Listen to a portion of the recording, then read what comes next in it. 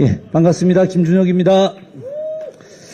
아니, 전 이 순서를 잘 몰랐는데, 우리 문정복 간사님께서 앞순위에 넣어가지고 좀 이야기를 하라고 했습니다. 무슨 이야기를 할까 하다가, 새 왕의 이야기. 제가 역사 전공자인 건 잘 아시죠? 그래서 새 왕의 이야기를 하려고 했는데, 그 얘기는 짧게 하겠습니다. 근데 이게 한 시간 거리는 되는데, 저한테 한 5분 정도밖에 시간이 없어서 압축 이야기하고 다음에 기회가 되면 따로 말씀을 좀 드리도록 하겠습니다. 그래도 명색이 제가 JTBC 차이나는 클래스에 2번이나 강의를 했고 차이나는 클래스 역대 시청률 2위를 기록하고 있습니다.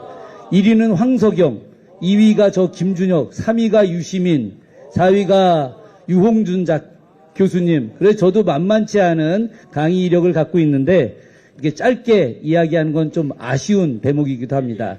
그런데 왜 그러면 새 왕의 이야기냐?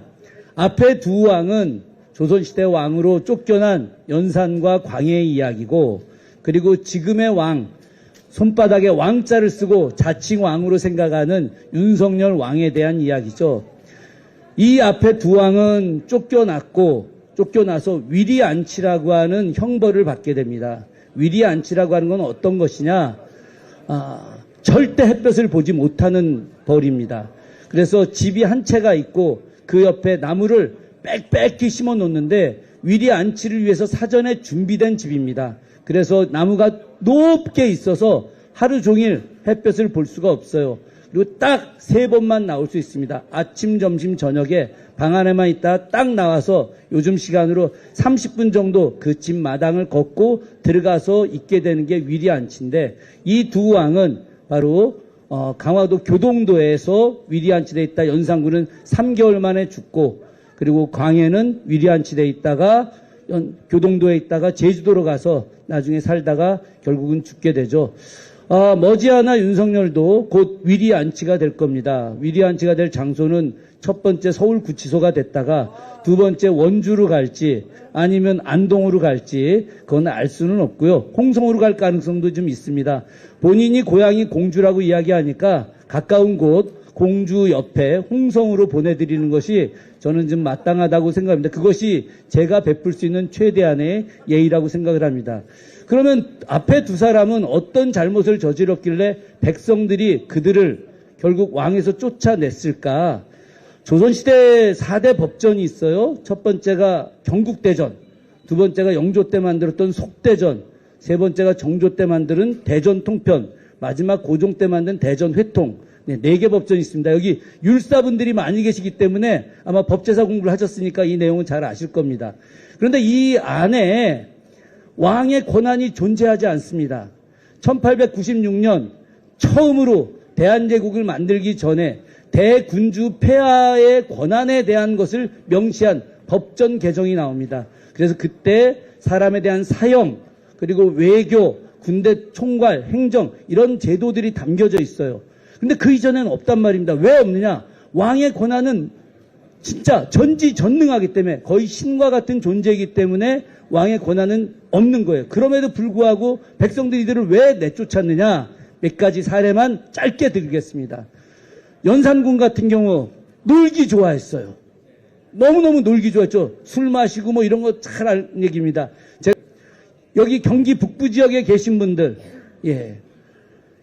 연산은 한양 이후, 한양도성 이후에 지금으로 치게 되면 김포서부터 시작해서 파주, 의정부, 그리고 이쪽 남양주 일대서부터 시작해서 전체 경기도 전역 저 위에 한강 이북 전체를 다 모든 가옥을 없애버렸습니다. 전체를 다. 상상이 안 가죠? 지금 파주, 연천, 동두천, 의정부 이 일대 전체 민가가 얼마나 많았습니까? 그 민가를 싹 없애버렸어요. 왜 없앴느냐? 사냥하기 위해서. 그 자기가 하는 사냥터가 너무 좁아서 경기 북부를 다 없애고 자기 사냥터로 삼은 겁니다. 그러니 그 백성들이 농사도 져야 하고, 거기가 얼마나 옥토입니까? 파주 연천이 일대가 얼마나 옥토예요. 이 옥토에 농사를 짓지 못하고 왕의 사냥터를 위해서 다 쫓겨나가고 그 사람들이 전국적으로 흩어지면서 고통을 받게 됩니다. 백성들의 원한이 점점 높아지죠. 거기에 더해서 연산도 역시 마찬가지로 장목수라고 하는 여인이 온갖 악행을 저지르고 그 옆에 무당이 존재하게 됩니다. 술사, 무속인들, 사이비들이 가득하죠. 자, 광해는 어떻습니까? 광해는 초기에 뭐 영화 광해도 나오지만 대동법도 하고 뭐도 한다고 하지만 이 사람이 조울증하고 약간 다른 사람을 믿지 못하는 병이 있어요. 자기 이외에는 절대 믿지 못합니다. 그러다 보니까 조금씩 자기한테 아부하고, 특히나 김일용이라고 하는 당시 술사가 있는데 이 사람 말만 듣는 겁니다. 이 사람이 여기가 좋은 왕기가 있으니 여기다 궁궐 짓고 여기다 궁궐 짓고, 그래서 2개의 궁궐을 짓습니다. 임진왜란 이후에 얼마나 경제가 어려웠습니까? 그런데 그런 백성들의 삶과 경제, 초반에는 뭐 이야기하는 척 하다가 오리 이연익 같은 재상 이야기 조금 듣는 척 하다가 다 버리고 오로지 술사들한테 빠져요. 그 술사를 누가 데리고 왔느냐? 여러분이 옛날 드라마에 많이 나왔던 김계시, 김상궁이라고 불렸던 김계시가 당시 정권을 좌지우지합니다. 지금 김건희 이상 갈 정도로, 아니 거의 비슷비슷하게 권력을 농단하고 사이비 무속인들을 들어오고 그들을 통해서 대규모 토목공사를 벌이면서 이래야만 권력이 안정될 수 있고 왕의 존재가 계속 유지될 수 있다고 이야기합니다. 그래서 교화로 천도한다고 하고 경희궁을 남의 땅을 뺏어서 짓기도 하고 인경궁이라고 해서 경복궁보다 더 큰 궁을 다 짓습니다. 그 궁을 짓기 위해서, 지금은 인경궁이 사라진 겁니다. 짓고 나서 바로 철거해버렸어요. 그러는 바람에 이 나라가, 조선이라고 하는 나라가 완전하게 토목공사에 의해서 망가져 버리죠. 거기다가 김상궁이 엄청난 뇌물을 받으면서 관직을 팔아먹습니다.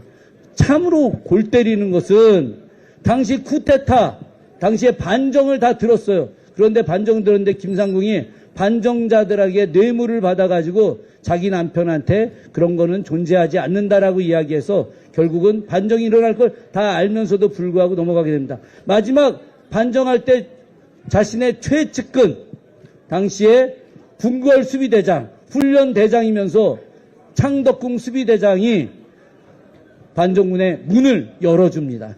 반정문이 문을 쭉 열죠. 결국은 우리 이번 탄핵 때 한동훈이 문을 열어주게 되는 것이죠. 한동훈을 비롯한 그 사람들이 문을 열어주는데 저는 광해 말년이 어쩌면 지금 윤석열의 마지막과 99% 똑같은지 놀랄 따름입니다. 역사는 늘 반복이 됩니다. 왜 우리가 역사를 공부하느냐? 그 앞에 있었던 사람들이 어떻게 망했는지를 너무 알기 때문에 그렇게 하지 않고 오랫동안 제대로 하기 위해서 역사를 공부하는 것인데, 이분도 할 수 있습니까? 그럼에도 불구하고 우리가 제대로 된 공부를 하는 것들, 이것이 필요하다. 그래서 역대 왕들이 다 망가진 가장 핵심은 뭐냐? 백성들의 이야기를 듣지 않고 자신의 최측근들, 그것도 올바르지 않은 측근들의 이야기를 듣다 보면은 결국은 나라가 망할 수밖에 없고 본인도 망할 수밖에 없다라고 하는 것이죠. 그런데 여기서 중요한 게 뭐냐? 그 이유입니다. 광해군 몰락 이후에 새로 정권을 잡은 사람들이 제대로 된 정치를 못해요. 그래서 일어난 게 어떤 거냐? 병자호란입니다. 당시 조선의 인구가 800만인데 심양으로 끌려간 사람들이 일부 학자들은 20만이라고 이야기하지만 그러나 대다수의 역사학자들은 60만이라고 이야기합니다. 그러면 당시 800만의 조선 백성들 중에 60만 명이 심양으로 끌려갔어요. 조선 전체 인구의 12분의 1이 끌려간 겁니다. 내 가족 전체가 다 끌려간 거예요. 그래서 당시 끌려간 가족들을 데리고 오기 위해서 조선 백성들이 돈을 들고 심양에 가서 거기서 온 재산을 팔아서 가족들을 데리고 오다 보니까 조선 경제가 완전히 중국에 예속돼 버립니다. 그래서 회복이 불가능해. 회복 불가능한 데다가 너무 주자 존숭주의자들, 주자만이 절대적으로 옳고 한족만이 절대적으로 옳다라고 하는 친명사대주의가 극도에 달했기 때문에 조선의 발전은 오히려 퇴보하게 된 것이죠.